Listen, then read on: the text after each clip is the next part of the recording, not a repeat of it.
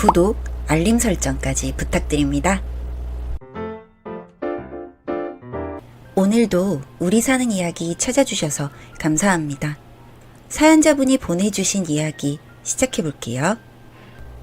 안녕하세요. 전 어릴 때 부모님께 버려져서 한 보육원에서 자랐습니다. 너무 어린 나이에 보육원으로 가게 돼서 제가 버려진 이유라든지 부모님의 얼굴이라든지 하다못해 살던 동네가 어딘지도 제 생일도 이름도 몰랐어요. 부모님이 없다는 게 무엇인지도 잘 모를 때부터 그걸 알게 될 때까지 저는 보육원에서 자랐고 이 세상에서 혼자 살아남아야 한다는 생각에 정말 이를 악물고 공부를 한 것 같아요. 그리고 저는 이름만 대면 다 아는 대학에 입학을 했고 대학생활 내내 장학금을 받으면서 과외 알바로 생활비를 벌면서 생활했습니다. 물론 대학을 가면서 보육원에서는 나와서 기숙사 생활을 했고요. 그래도 명절이나 그럴 때는 보육원으로 찾아가서 보육원 동생들과 맛있는 음식도 해먹고 재밌게 놀고 또 공부도 가르쳐주면서 그렇게 살았어요. 저에게는 어릴 때부터 친남매처럼 또 친구처럼 그렇게 함께 자란 여자 동생이 있었어요. 동생은 어릴 때부터 가수가 되는 게 꿈이었죠. 그래서 함께 보육원 생활을 할 때는 항상 보육원 사람들에게 노래를 불러주고 또 저에게 노래를 가르쳐주기도 했습니다. 그리고 그 친구는 보육원을 떠날 때 가수의 꿈을 이루기 위해 서울로 가서 기획사 오디션을 본다고 하고 떠났어요. 성공해서 돌아오겠다고 하면서요. 또 TV에 출연하면 자기 부모님과 또 제 부모님까지 찾아주겠다고 약속했었죠. 그렇게 그 동생은 제가 대학생이 되기 전 보육원을 먼저 떠났고 그 후로는 연락이 끊겼어요.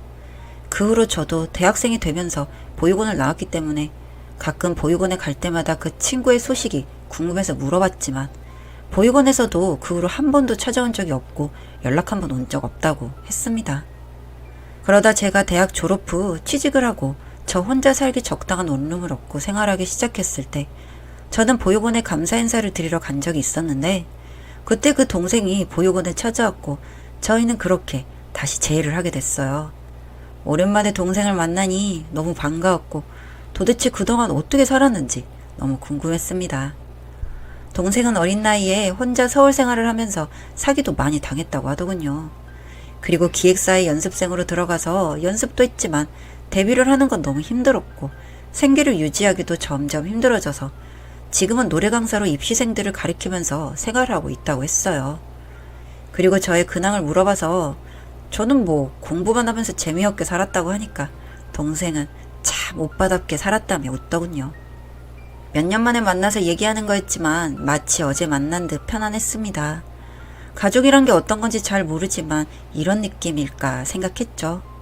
그렇게 저희는 그리웠던 만큼 아주 긴 시간 동안 못다한 대화를 나누고 또 나눴어요. 대화를 나누다 보니 저희는 서울에서 꽤 가까운 곳에 살고 있었더라고요. 저희는 앞으로 더 자주 만나기로 하면서 번호도 교환하고 저는 출근 때문에 먼저 서울로 향했죠. 그렇게 다시 만나게 된 저희는 하루가 멀다 하고 매일 만났고 점점 친구 이상의 감정이 느껴지며 연애를 하게 됐습니다. 비슷하게 자랐고 서로의 아픔을 누구보다 잘 알기 때문에 더 잘 통하고 마음이 이끌렸던 것 같아요. 저희는 꽤 긴 시간 연애를 했고 서로의 위치에서 열심히 일을 하면서 저축도 열심히 했습니다. 그리고 저희는 연애를 하면서 항상 이 정도의 돈을 모으게 되면 그때 결혼하자고 말해왔었거든요. 정말 열심히 벌고 모으고 전략하면서 살다 보니 30대 초반에 저희는 그 목표를 이뤘고 저희의 힘으로 결혼에 성공했어요. 그리고 저희는 가족이 많은 게 꿈이어서 더 열심히 벌고 열심히 모아서 아이도 많이 낳고 다복하게 살자고 항상 말하곤 했죠. 그렇게 저희는 결혼 후 3년 만에 첫 아이가 생겼고 또 2년 뒤 둘째 아이가 생겼어요. 저는 회사에 있는 시간을 제외하고는 항상 집안일과 육아일을 아내를 도와 열심히 했고 제가 쉬는 날에 아내는 일을 하러 나갔어요. 아내는 결혼 후까지 꾸준하게 노래 강사로 일을 하고 있었거든요. 저희는 서로를 배려하고 존중하며 정말 행복하게 살았습니다. 많이 부유하지는 않았지만 그래도 남들한테 아쉬운 소리 안 해도 될 정도로는 살았습니다. 그런 저희 둘이 내심 자랑스럽기도 했고요.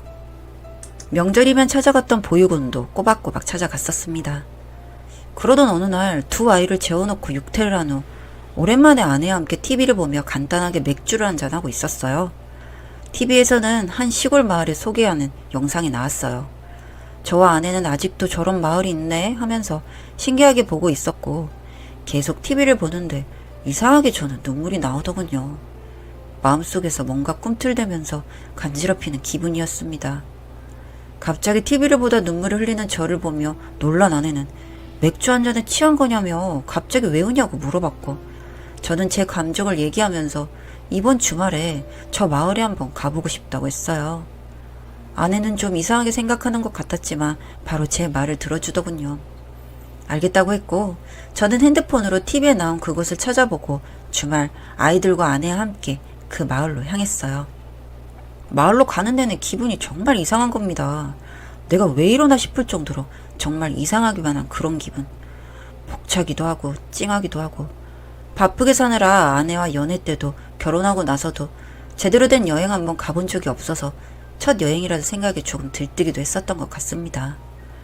저희가 간 그 마을은 서울에서 꽤 멀리 떨어진 아주 작은 시골 마을이었어요.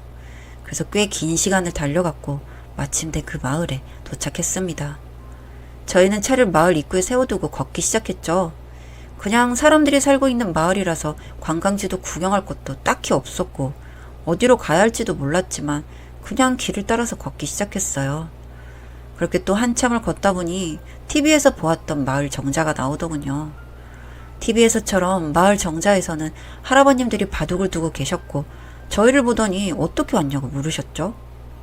저는 서울에서 왔다고 하면서 며칠 전에 TV에서 보고 한번 와보고 싶어서 왔다고 했고 어른들은 이 마을 볼 것도 없고 늙은이들만 있는데 뭐하러 서울서 여기까지 왔어?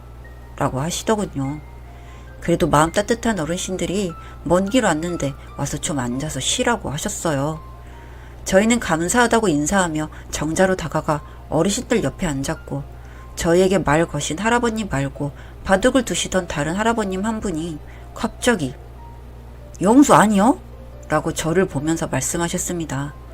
저는 영수가 아니고 김성철이라고 합니다. 라고 대답했죠.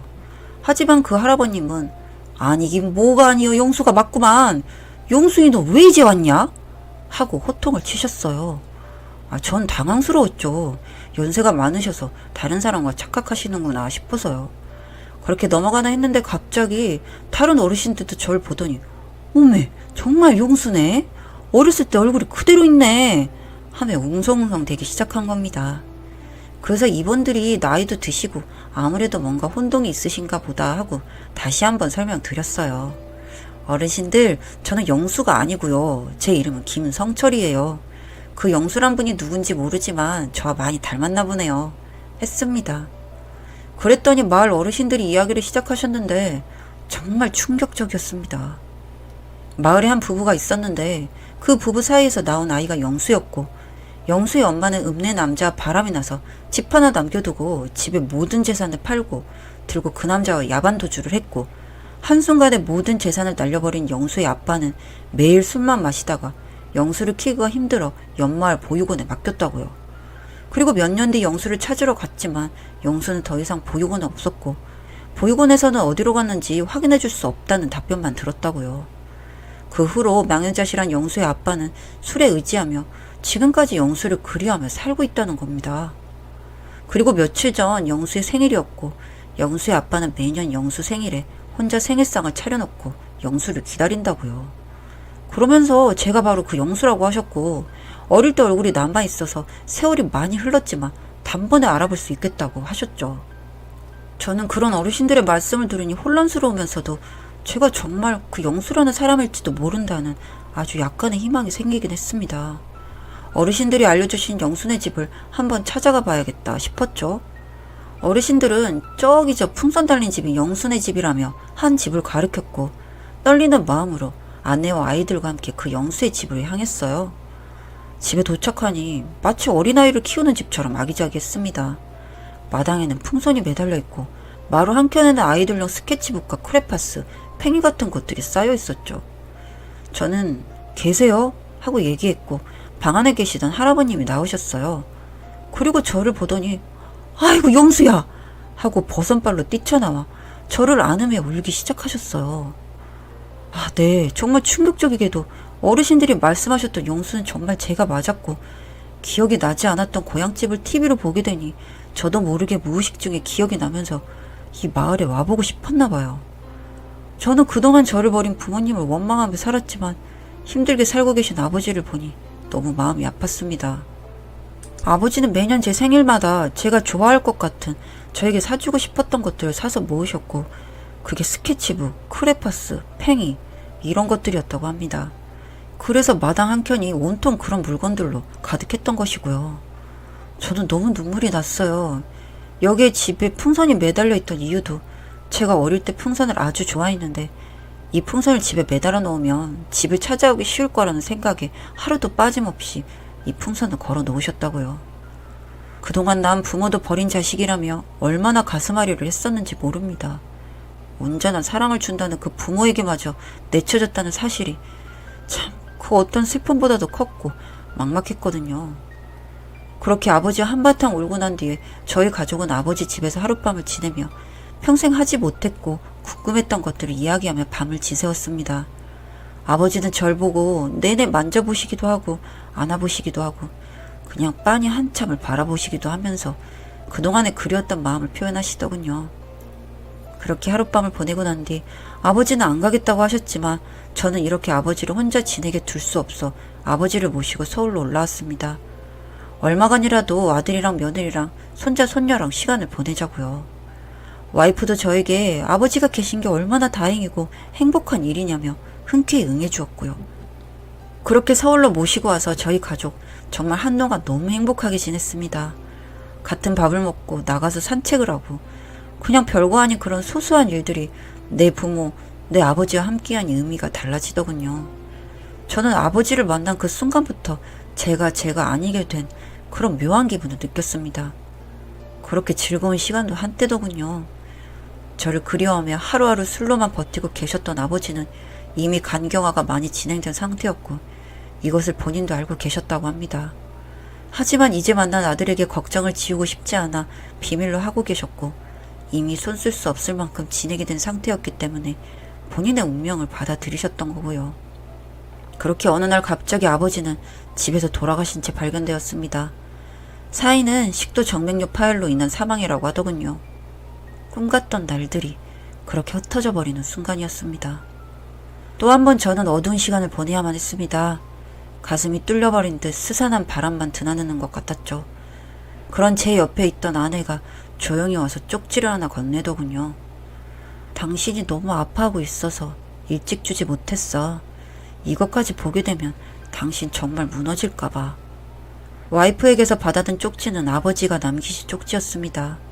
삐뚤빼뚤한 글씨로 한자 한자 눌러 담은 종이였죠.